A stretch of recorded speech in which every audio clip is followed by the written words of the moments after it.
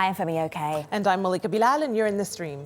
The sex trade is a nightmare for the millions of women and girls who fall into it, but surviving is only half the battle.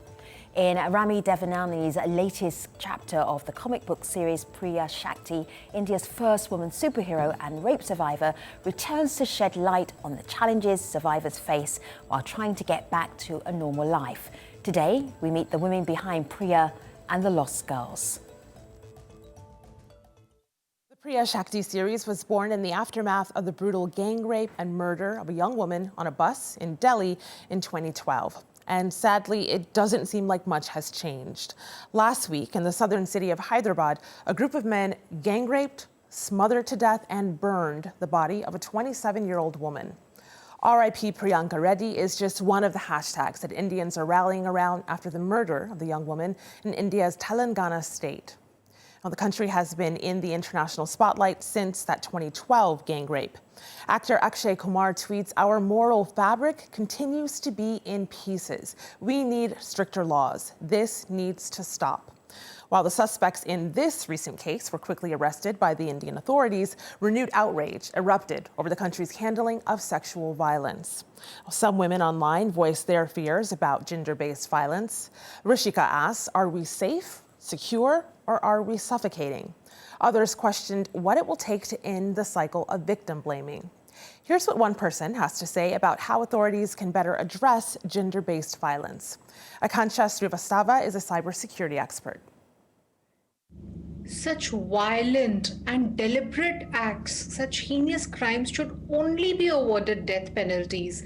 Make these convictions case study, put the fear of law in people.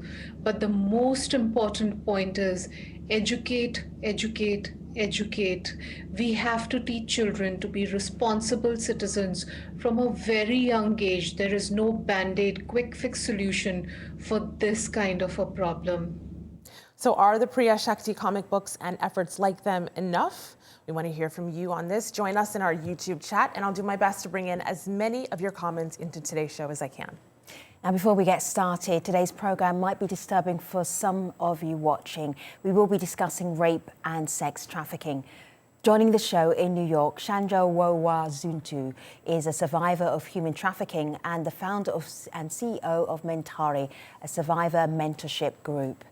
In New Delhi, Ruchira Gupta is the founder of India's anti-sex trafficking organisation, Apni App Women Worldwide, and the latest chapter of the comic is based on her work. And here with us on set, Dipti Mehta is an actress and playwright and co-writer of Priya and the Lost Girls. Ladies, it is good to have you here. Let me start first of all by looking at this beautiful comic right here, Ruchira. In this comic, amazing scenes, fantastical stories, but these stories are based on real life. This is art and real life combining. Can you tell us how you went about finding the real stories that ended up informing what was in this book? About 20 years ago, I was a journalist and walking through the hills of Nepal when I came across rows of villages with missing girls. And of course, as a good journalist, asked the question, where are the girls? And some of the villagers were drinking tea, sitting in the sun. Some of the men didn't answer, but the few who did said, "Don't you know they are in Bombay?" Bombay was 1,400 kilometers away. I just didn't understand how so many girls could be in Bombay. I followed the trail, ended up in the brothels of Bombay, and found that a smooth supply chain existed in my generation, in my lifetime, in my country, in my world, of little girls who were being sexually exploited and sold commercially for rape day in and day out. I ended up making a documentary on the subject, The Selling of Innocence, and I won an Emmy for it, but telling the story was not enough. I wanted to do more. It was life-changing, the kind of exploitation I saw inside the brothels. As a journalist, I'd covered war, I'd covered famine, I'd covered hunger, but I'd never seen this kind of exploitation of one human being by another. So I quit journalism and began this lifelong journey to fight the sex industry and sexual violence in the lives of young girls and young women. Chandra, I'm just wondering, what difference does it make to a young person or a family who reads something like this graphic novel, and how educated they are about how they should behave towards women and girls. Have you seen it actually work? Yes, interesting question, since actually our organization also has a comic book called Impian Dewi. It is Priyanka will be like Impian Dewi that we distributed in Indonesia. It's impactful because of the children read the book in the school because we distribute it, and they take the book home, and the family will able to read it, even though there is no much text in the book, but the picture, the graphic will teach them. Because prevention through the book, I think, it's very important, since we know Priyanka is the true story, the true reality that Rudika saw in the life. And I think it will be connected with the children and the family, so they will be aware, because of it is important to end sex trafficking, to end rape. Actually, start with the conversation, education at home through school system, and also through the community. I think that's what you're saying is why people online are saying it's such a good thing. It's such a good vehicle for doing that. So I wanted to share a comment we got from someone watching live. This is on YouTube.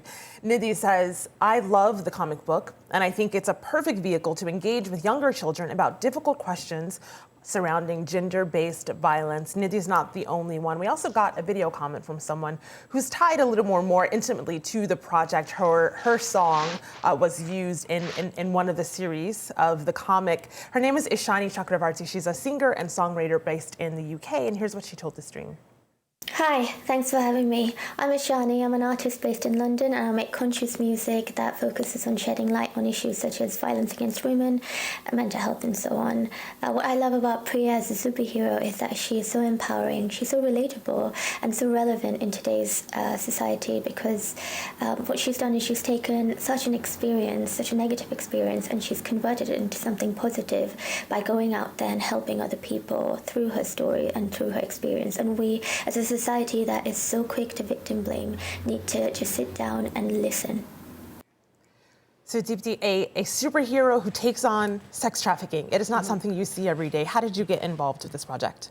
So I have a one-woman play called Honor, Confessions of a Mumbai Courtesan, which Ram Devineni, who's the founder of the comic book series, he saw the show in 2016. And then sometime in 2018 beginning, he contacted me to see if I'd be interested in sharing more about the characters and how I went about creating them for my show. The show is about a trafficking victim who lands up having a child in the brothel, and now the child has come of age. So it was very close to home for this comic book. And then finally we had a few conversations, and he invited me to write the third chapter, which was supposed to be about Priya rescuing a village of sex trafficking victims. Dipti, can you tell us some of the stories that are in this book? Because they are true stories.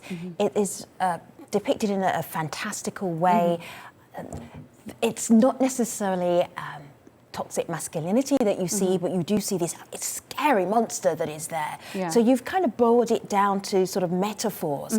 But the actual stories that you see in the book, can you help us understand what they are? So one of the things that I grew up seeing were women being women's worst enemies. Mothers telling their daughters how they should cover their bodies up, they should stay safe, they should let a man protect them, their only job is to grow up and get married and have children, things like that. But also that you do not associate with bad women. There's terms like bazaru women, meaning a woman of the market, a woman who's going to sell herself, things like that. And those were so deeply disturbing for me. And then once women were caught in the sex trade, whether it was because of trafficking, or whether it was because of any reason, poverty or whatever you may have it, then coming out for them was such a huge problem. So even if they were rescued, society would not give them a place to stand. They would not give them jobs. Why? Because, but we cannot have our daughters associate with them, our women associate with them. So a lot of that informs the book. You'll see women talking about like, well, we are safe here. We need Rahu to keep us safe. We need patriarchy to keep us safe. And the fact when we start telling women that you need to be kept safe, we're already telling them you're weak. And you need somebody who's going to give you that protection and keep you in that bubble. We just talked about the Hyderabad case, right? So in the aftermath of that, there are some rules that the government is proposing. One of them being that women should not be made to do night duties. But these things then all kind of like, just get convoluted and used against women. Some stories of these women in the book that you read, in Priya and the Lost Girls, are about how they got there and now how they associate their identity with their abuser. And they now don't trust the world outside. They think this is safe.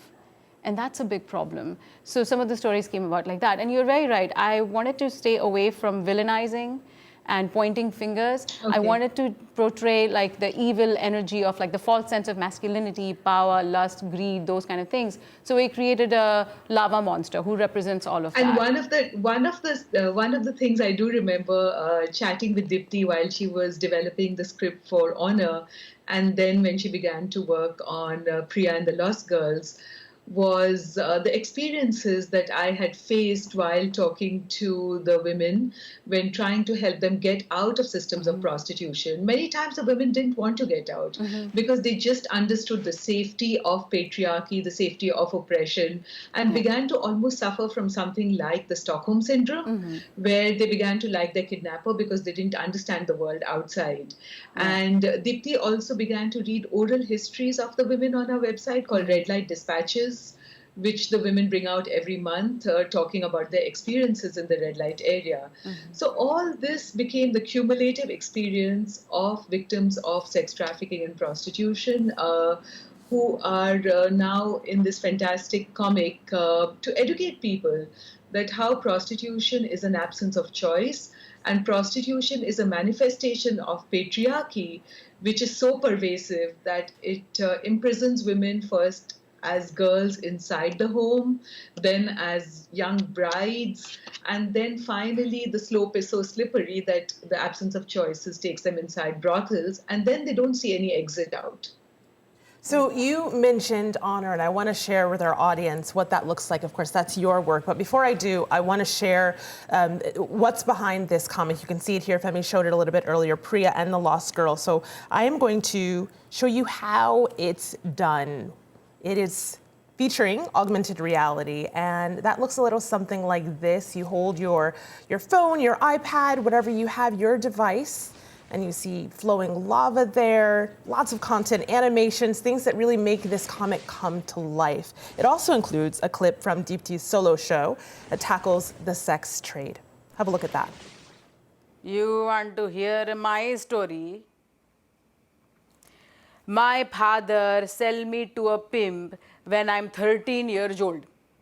He bring me to Bombay and he tell me I has to stay with his friend for a few days while he take care of some business.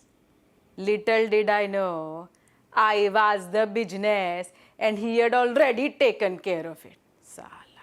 So Dipti, tell us what's behind that clip. So that's the story of the woman who gets trafficked, unfortunately, who gets sold by her own father to a pimp because the father is poor and needs to, fetch for the family and the younger kids. So she's sacrificed by the family, but she's also told that she should never return home because if she returns home, then that would bring shame to the family and that cannot be accepted. So she lands up being in this brothel and she finds some kind of way to exist here and survive and has a daughter. Once she has a daughter, she takes power in her own hands, but again, still stuck with the social construct that has now put her in this brothel. So when the daughter comes of age, there aren't many choices. So she just wants to give her daughter a better life, but still in the confines of the brothel. So. Chandra, we're talking about tools and ways to discuss activities and gender-based violence, which are really hard to even talk about, but they are in plays and productions and also via comics. But you also have experienced this. And I know one of the things that you are really keen on doing is, so let's discuss how do we fix this rather than just keep telling stories. But you have a certain amount of authority because if people are watching this show and thinking, this would never happen to me, you were trafficked on the way to going for a job. And I just want people to understand that it could happen to anybody. Would you mind just retelling that little part about how you even got caught up in this world? This is very important question for me because of the misunderstanding of the recruitment is trafficking. Sex trafficking is happening in minority, in the community that poor. Actually not. Sex trafficking happen to anybody, to women, girls, boys, and also men of transgender LGBT community. So in my situation, I think it's a little bit different because of I came from a wealthy family, but because of the trick, the false promise, so I end up sold and So you forced. thought you were going for a new job, and the person who Yes. met you at the airport, and this was in the United States, met you at the airport, had sold you multiple times, and then you were stuck in this web of being sold and being trafficked. How did you get out of it? It's I think it's a little bit different with the situation in their district that I went to Kolkata and went to Apni App. So I witnessed the work of Apni App, founded by Jazeera Gupta. In my situation, I deal with a gun, with a weapon. So I tried to escape because of they put a debt manipulation over my body for my freedom. I have to pay $30,000 to be free from sex trafficking, to be sold. By serving sex buyer, one customer will deduct $100. So I think it is not right. I will die. So I decided to escape many times, but difficult, and end up in Brooklyn. So I jumped out from the second floor bedroom window, and I thank God I was alive. But in that situation, I met a bottom, the woman that in the prostitution, they asked me to call the number if I free. So I called that number. Actually, another trafficker, another pimp outside that wait for me when I escaped. So I was re-trafficked again. Since I learned self-defense, so I escaped, using my ability to escape. So I think it's important also that Acme App teaching all the women, girls to be able to defend the situation. This is the misinformation or misunderstanding why Chandra. you don't leave. Yeah. Chandra, I have a question for you. I know you visited with the girls in Calcutta. How similar was your story to the stories of the girls in Calcutta? Is it a universal experience that survivors of trafficking have, which Yes. is in Dipti's story? Yes, this is everywhere will be same with the story in the book, in the comic book of Priya. In my story, we experience abuse, violence, and it is same. No matter what, this is same. This is gender-based violence that we have to end. And This Chandra, is not a choice. it's so interesting because it's such a web, because you just mentioned that you jumped out of the second floor window and then you called the number that someone gave you and you trusted this person and it happened to be another trafficker. So it's kind of like they are working off of, they're basically breaking you. So now you'll never trust anyone else.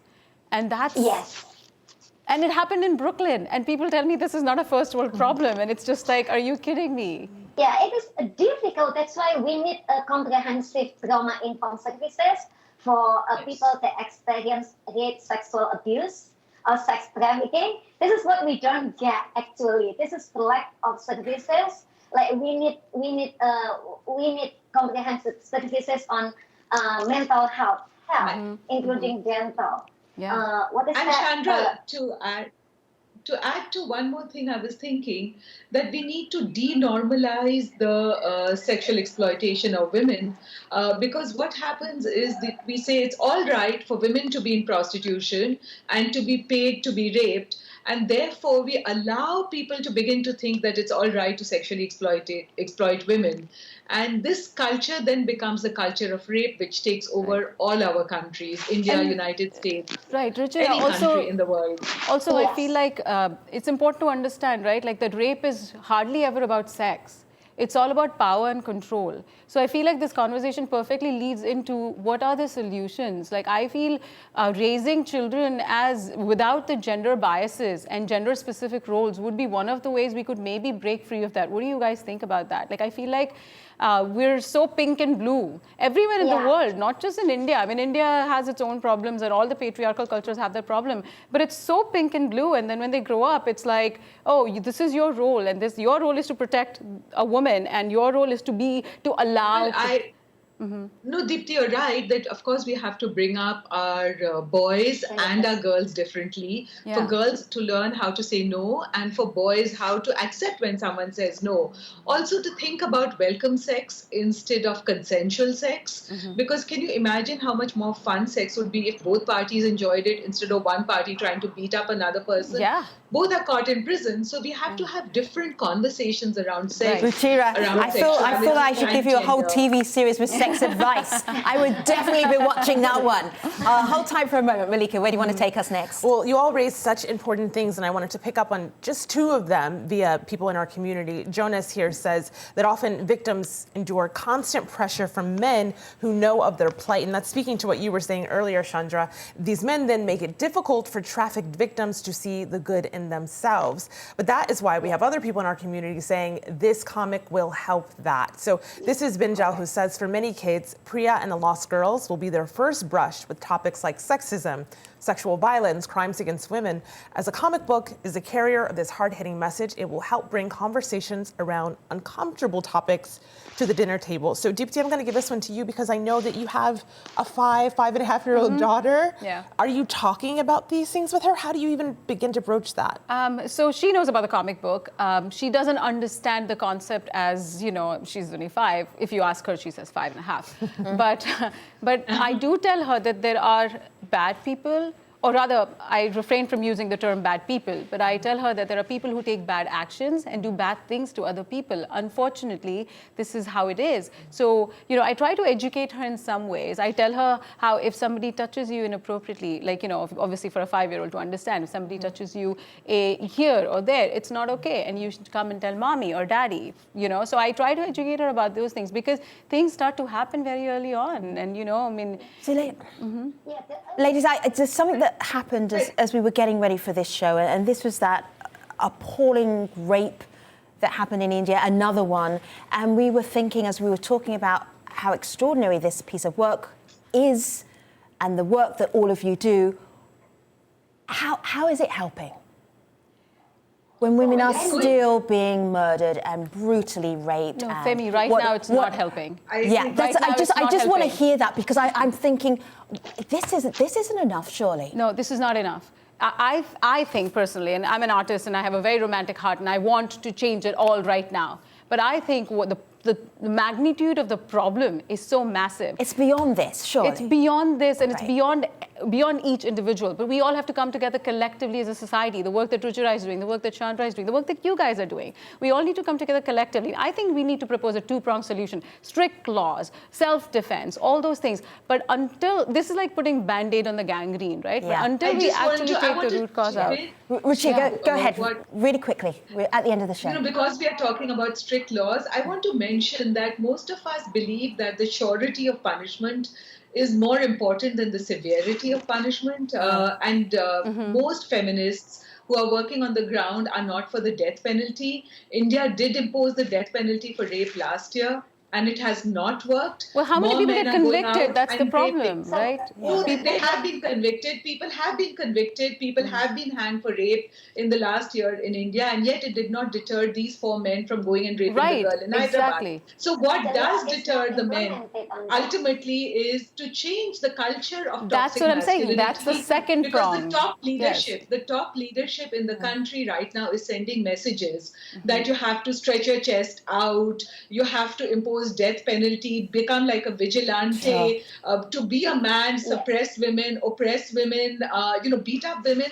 So the messaging from top leadership is so and that all has to change. Ladies, all has to change. Ladies, I am going to wrap up this conversation for now, but just for now, it's a cultural conversation, not just about India, but globally. Yeah. Very important. But thank you so much, Dipti and Ruchira and Chandra, and to you for watching the stream. You will always find Malika and I online.